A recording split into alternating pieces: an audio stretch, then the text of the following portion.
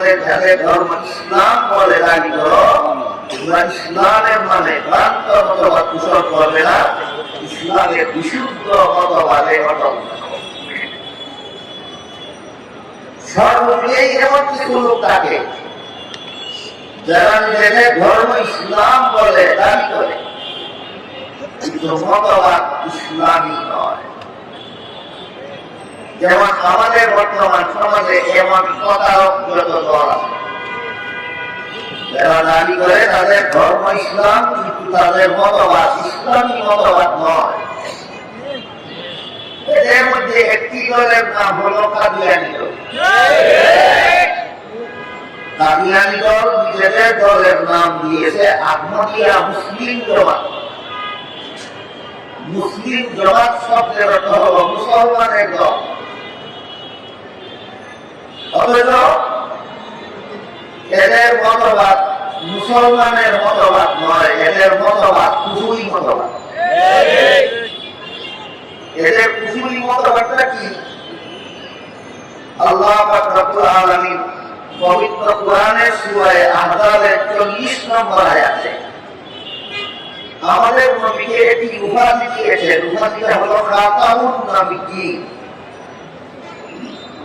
আর হাদিস শরীফে আল্লাহ রাসূল খাতামুন নবিয়্যিনের অর্থ উল্লেখ করে বলেন, আনা খাতামুন নবিয়্যিন লা নাবিয়্যা বাদি।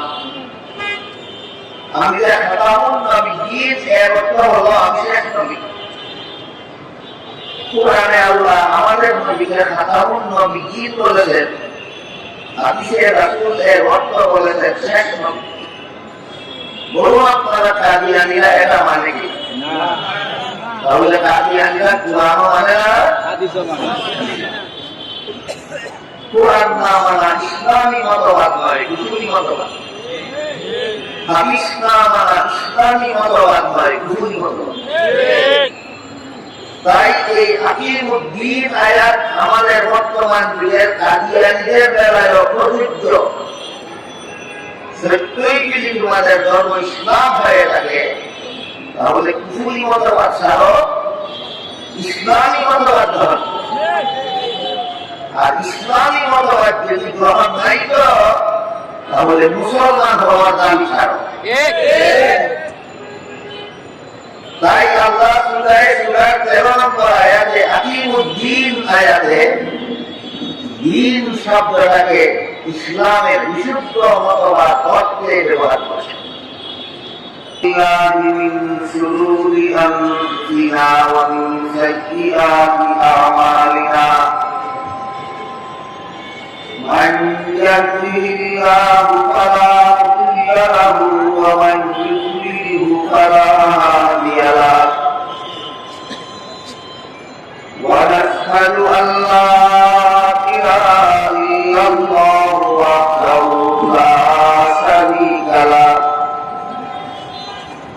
ونشهد أن سيدنا ونبينا ومولانا محمدا عبده ورسوله صلى الله تعالى عليه وعلى آله وأصحابه وبارك وسلم. أما بعد فأعوذ بالله من الشيطان الرجيم. بسم الله الرحمن الرحيم. اليوم أكملت لكم دينكم وأتممت عليكم نعمتي ورضيت لكم الإسلام دينا. وقال رسول الله صلى الله عليه وسلم تركت فيكم أمرين لن تضلوا ما تمسكتم بهما كتاب الله وسنة رسوله أو كما قال عليه الصلاة والسلام.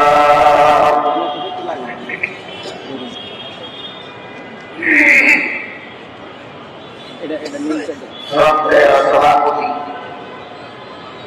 হযরত উলামায়ে কেরাম, সম্মানিত সুধী সমাজ, অঞ্চলের সর্বস্তরের মুসলমান ভাইয়েরা আমার,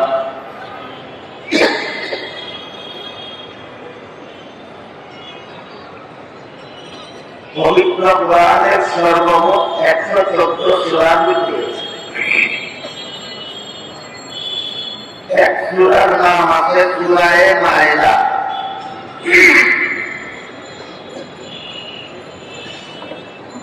সূরায়ে মায়েদার 3 নম্বর আয়াতের সামান্য একটু অংশ আমি আপনাদের সামনে তিলাওয়াত করেছি। তাতে আল্লাহ বলেন, আল ইয়াউমা আকমালতু লাকুম দীনাকুম। এর অর্থ হলো, আজকে আমি তোমাদের দ্বীনকে পরিপূর্ণ করে দিলাম। এই যে দ্বীন একটা শব্দ আল্লাহ এখানে ব্যবহার করেছেন, কোরআনের বহু আয়াতে এই দ্বীন শব্দটা আল্লাহ বিভিন্ন অর্থে ব্যবহার করেছেন।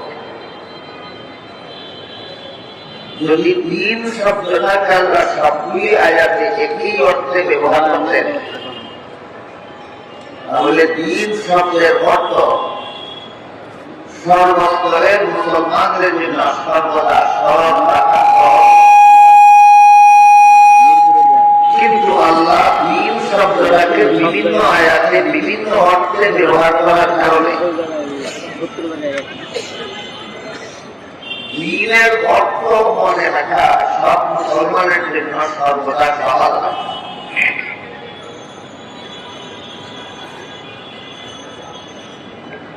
এজন্য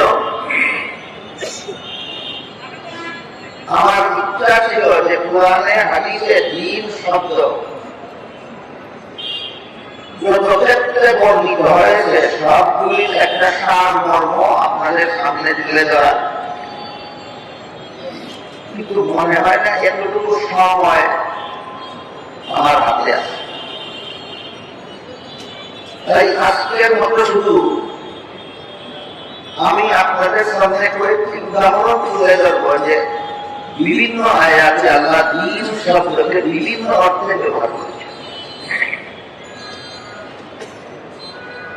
মাদ্রাসার মুতাবিসা হুজুরের সাথে কথা হয়েছে আমার,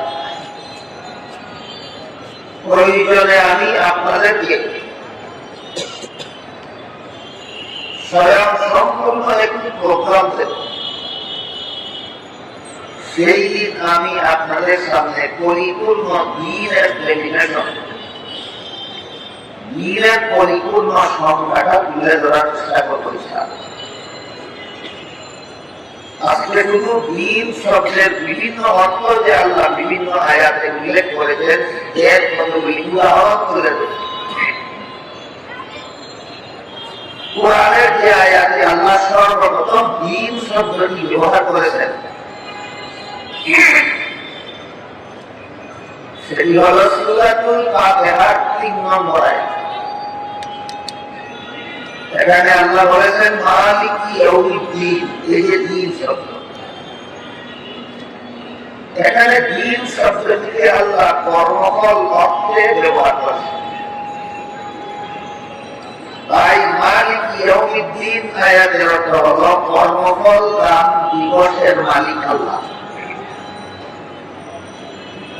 যেহেতু কিয়ামতের দিনে আল্লাহ সমস্ত মানুষের সারা জীবনের কর্মফল দেবেন, তাই কিয়ামতের দিনটি এখানে কর্মফল দান দিবস বলে উল্লেখ করেছেন। তাই মালিকি ইয়াউমিদ্দিন আয়াতে দ্বীন অর্থ কর্মফল। আবার দেখুন সূরাতুল বাকারা 256 নম্বর আয়াতে আল্লাহ বলেছেন লা ইকরাহা ফিদ্দীন। এখানে দ্বীন অর্থ কর্মফল নয়, এখানে আল্লাহ দ্বীন শব্দটি ব্যবহার করেছেন ধর্ম অর্থ। আয়াতের অর্থ হল ধর্মের বেলায় বল যুগ চলবে, বরং সমস্ত ধর্মাবলম্বীরা আপন আপন ধর্ম পালনে এই অর্থটা বোঝাবার জন্য আল্লাহ লা ইকরাহা ফিদ-দীন আয়াতে দ্বীন শব্দটি ব্যবহার করেন। লা ইকরাহা ফিদ-দীন আয়াতে দ্বীন অর্থ ধর্ম। এখানে আল্লাহ সমস্ত ধর্মাবলম্বীদের জন্য আপন আপন ধর্ম পালনের স্বাধীনতা ঘোষণা করেছেন। এখানে একটা আনুষঙ্গিক প্রশ্ন জাগে, সেটা হল যেহেতু আল্লাহ সমস্ত ধর্মাবলম্বীদের ধর্ম পালনের স্বাধীনতা ঘোষণা করেছেন, তাহলে কি সবগুলি ধর্মই আল্লাহর কাছে গ্রহণযোগ্য? এই প্রশ্নের জবাব পাওয়া যায় সূরা আলে ইমরানের 85 নম্বর আয়াতে। সেখানে আল্লাহ বলেছেন, মান ইয়াবতাগি গায়রাল ইসলামি দীনান ফালান ইউকবাল। এর অর্থ হলো ইসলাম ছাড়া আর কোন ধর্মই আল্লাহর কাছে গ্রহণযোগ্য নয়। তাহলে আমার প্রশ্ন লাগে, ইসলাম ছাড়া আর কোন ধর্মই যদি আল্লাহর কাছে গ্রহণযোগ্য না হয়, তাহলে সবগুলি ধর্ম পালনের স্বাধীনতা দিলেন, আর স্বাধীনতাই যদি দিলেন তাহলে গ্রহণযোগ্য হবে? এটা সহজ প্রশ্ন না। আমার ধারণা মতে আমাদের বর্তমান সমাজে এই প্রশ্নের সঠিক জবাব না জানার কারণে, এই প্রশ্নের সঠিক জবাব সম্পর্কে পরিষ্কার ধারণা না থাকার কারণে বিভিন্ন ধর্মের ব্যাপারে বিভিন্ন রকমের মন্তব্য চালু আছে, যেগুলি বিভ্রান্তির কারণ। তাই আমরা এই কঠিন প্রশ্নটির জবাব একটি সহজ উদাহরণের মাধ্যমে জানতে চাই। আমাদের সকলের জানা আছে যে কোনো শিক্ষা প্রতিষ্ঠানের ছাত্রদেরকে শিক্ষাদানের পর পরীক্ষার্থী ছাত্ররা যখন পরীক্ষার হলে বসে, প্রশ্নপত্র তাদের হাতে দেওয়া হয়। আপনাদের জানান তো, সমস্ত পরীক্ষার্থীরা এই প্রশ্নের সঠিক জবাব লেখে না অনেকে ভুল লেখাটা কি পাস করার কারণ না ফেল করার কারণ? এই জানা কথা। তাহলে যে ভুল লেখার কারণে পরীক্ষাটি ফেল করবে, এমন ভুল লেখার স্বাধীনতা পরীক্ষার হলে কেন দেওয়া হয়? আর ভুল লেখার স্বাধীনতাই যদি দেওয়া হয়, তাহলে ভুল লেখা পরীক্ষকের কাছে গ্রহণযোগ্য হবে না কেন? এই প্রশ্নের যে জবাব ধর্মের বেলায় উত্থাপিত প্রশ্নের সেই জবাব। পরীক্ষার হলে প্রশ্নের জবাব ভুল লেখলে নিশ্চিত ফেল করবে, তারপর ভুল লেখতে বাধা দেওয়া হয় না কেন? নিয়ম রক্ষা, যেটা পরীক্ষার নিয়ম। এই নিয়ম ভঙ্গ করলে পরীক্ষা থাকে না। দুনিয়াতে ইসলাম ছাড়া অন্য কোন ধর্ম পালন করবে, আল্লাহর কাছে গ্রহণযোগ্য না হওয়া সত্ত্বেও বাধা দেওয়া যাবে না কেন? নিয়ম রক্ষা করে ভ্রান্ত মত অনুসরণ করার সুযোগ না দিলে দুনিয়া থাকে না। যেমন ভাবে পরীক্ষার হলে প্রশ্নের ভুল জবাব দেওয়ার সুযোগ না দিলে পরীক্ষা থাকে না, তেমনি ভাবে দুনিয়ার কোন মানুষ ভ্রান্ত মতবাদ পোষণ করলে তাকে সুযোগ না দিলে এটা দুনিয়া থাকে না। এই সুযোগে যদি কোন পরীক্ষার্থী ছাত্র সাধারণত ভুল লেখে নষ্টের দেওয়া, তাহলে যেভাবে তার কপালে গোয়ার দিন ছাড়া শোনায়, তেমনি ভাবে এই সুযোগে যদি দুনিয়াতে কেউ ইসলাম ছাড়া ভ্রান্ত কোন ধর্ম পালন করে, পরকালে তার কপালেও জাহান্নাম ছাড়া। তাই সূরাতুল নম্বর আয়াতে দিন শব্দের অর্থ শুনে আমরা যেন বিভ্রান্ত না। আল্লাহ বলেছেন লা ইকরাহা ফিদ্দীন, ধর্মের বেলায় বল প্রয়োগ চলবে না। সমস্ত ধর্মাবলম্বীরাই আপন আপন ধর্ম পালনে খালি, গ্রহণযোগ্যতার কারণে না নিয়ম রক্ষার জন্য। এই কথাটা যেন আমরা ভুলে যাই। এবার দেখুন সূরা সূরা এর 13 নম্বর আয়াতে আল্লাহ বলেছেন আকিমুদ্দিন। এখানে দিন শব্দ আল্লাহ ব্যবহার করেছেন, কিন্তু এখানে দিন শব্দের অর্থ কর্মফল নয়, এখানে দিন শব্দের অর্থ ধর্ম নয়। মালিক ইয়াউমিদ্দিন আয়াতে দিন শব্দের অর্থ কর্মফল, লা ইকরাহা ফিদ্দীন আয়াতে দিন শব্দের অর্থ ধর্ম। সূরা সূরা 13 নম্বর আয়াতে আকিমুদ্দিন, এখানে দিন শব্দের অর্থ কর্মফল নয়, দিন শব্দের অর্থ ধর্ম নয়। এখানে আল্লাহ দিন শব্দটাকে ব্যবহার করেছেন ইসলামের সহি আকীদা বুঝাবার জন্য, ইসলামের বিশুদ্ধ মতবাদ বুঝাবার জন্য। আয়াতের অর্থ হলো তোমরা ইসলামের বিশুদ্ধ মতবাদে অটল থাকো। আকিমুদ্দিন আয়াতের অর্থ হলো তোমরা ইসলামের বিশুদ্ধ মতবাদে অটল থাকো। এই নির্দেশ আল্লাহ কেন দিয়েছিলেন? স্বয়ং রাসূলের যুগেও সমাজে এমন কিছু লোক পাওয়া যেত যারা নিজেদের ধর্ম ইসলাম বলে দাবি করত, দাবি করে তাদের ধর্ম ইসলাম, কিন্তু মতবাদ ইসলাম বিরোধী।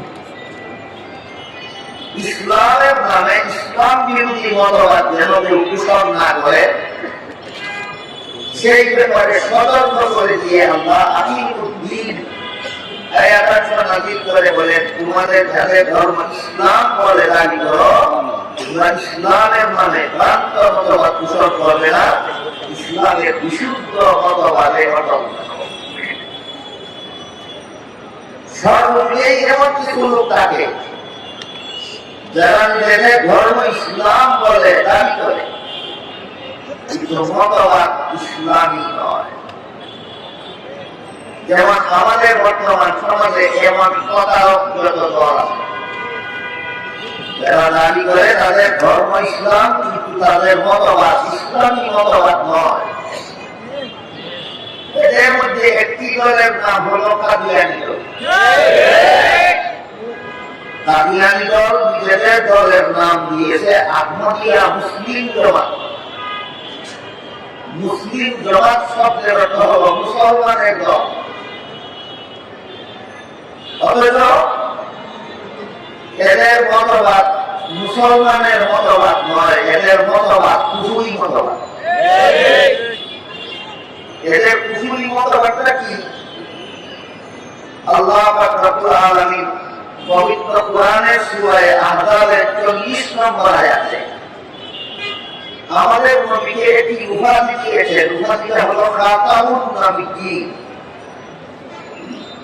আর হাদিস শরীফে আল্লাহ রাসূল খাতামুন নবিয়্যিনের অর্থ উল্লেখ করে বলেন আনা খাতামুন নবিয়্যিন লা নবিয়্যা বাদি। আমি যে খাতামুন নবিয়্যিন এর অর্থ হলো আমি শেষ নবী।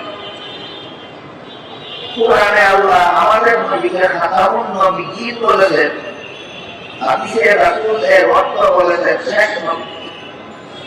বলুন আপনারা কাদিয়ানীরা এটা মানে কি? তাহলে কাদিয়ানীরা কোরআন মানে না, হাদিসও মানে না। কোরআন না মানা ইসলামী মতবাদ নয়, কুফরি মতবাদ। হাদিস না মানা ইসলামী মতবাদ নয়, কুফরি মতবাদ। তাই এই আকিমুদ্দিন আয়াত আমাদের বর্তমান যুগের কাদিয়ানীদের বেলায়ও প্রযোজ্য। সত্যই যদি তোমাদের ধর্ম ইসলাম হয়ে থাকে তাহলে কুফরি মতবাদ ছাড়ো, ইসলামী মতবাদ গ্রহণ।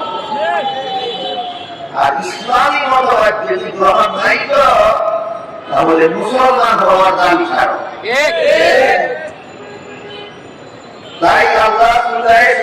13 নম্বর আয়াতে আকিমুদ্দিন আয়াতে দিন শব্দটাকে ইসলামের বিশুদ্ধ মতবাদ অর্থে ব্যবহার করেছে।